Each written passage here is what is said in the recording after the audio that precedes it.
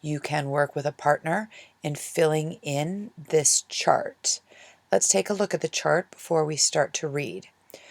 We are going to have different cell parts over here on the left column. We're going to look for the cell membrane, the nucleus, mitochondria, chloroplast, and the cell wall. Then, is this cell part or organelle found in an animal cell? You're going to write yes or no. Is it found in a plant cell? Yes or no. Now, some may be found in both, and some may be only found in one or the other. Now, over here in this larger space, you're going to write in the function of each cell part. Remember, the function is the job that each cell part does. All right? Our article is here. It's called All Living Things Are Made of Cells. So please do me the favor and follow along as I read to you. All living things, large or small, plant or animal, are made up of cells. Some living things, like bacteria, are made up of only one cell and are called unicellular organisms. Most of the living things you can see with your naked eyes, like cats and oak trees, are made up of many cells. These living things are known as multicellular organisms. All right, here's a picture of a cell. Now, cells are very small.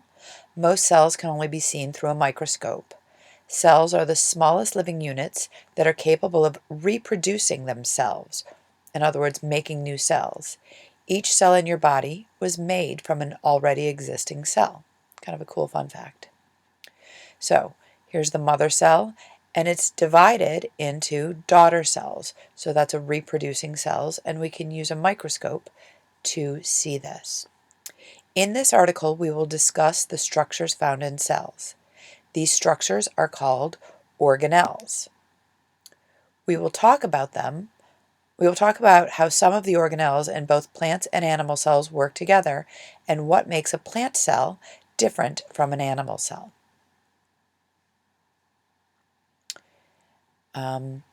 Cell parts, organelles. So we're going to first, here's a diagram, and it is of a cell membrane up here. And please note that the cell parts are not shown, or are not drawn to scale. All cells have a cell membrane around the outside of the cell. The cell membrane holds the cell together. The cell membrane also lets particles into and out of the cell. The particles that move into and out of the cell may be oxygen, carbon dioxide, water, and food or sugar. Not everything can pass through a cell membrane. What gets through and what does not get through the cell membrane depends on the size of the particle trying to get in and the size of the opening of the cell membrane. Plant cells and animal cells have a nucleus. This is the cell's control center. The nucleus contains the information, or DNA, needed to make messenger particles. The messenger particles tell the cell what to look like, tell the cell parts what to do, and tell the cell when to reproduce. So that's the nucleus. It has a lot of jobs. Plant cells and animal cells have mitochondria. The mitochondria take in oxygen and food, sugar, and change them into carbon dioxide, water, and energy. The carbon dioxide gas and water are waste products and leave the cell. The energy is used by the cell and body. There are differences between plant cells and animal cells. Animals get their food by eating it. Plants cannot eat or hunt, so plants have to make their own food. Plant cells have special organelle called chloroplast, a chloroplast, to make food or sugar. The chloroplasts trap the sun's energy. They use the sun's energy to put together carbon dioxide from the air and water to make food or sugar. They also release oxygen as a waste product. Humans and other animals eat plants for food, sugar, which the mitochondria can then change into energy.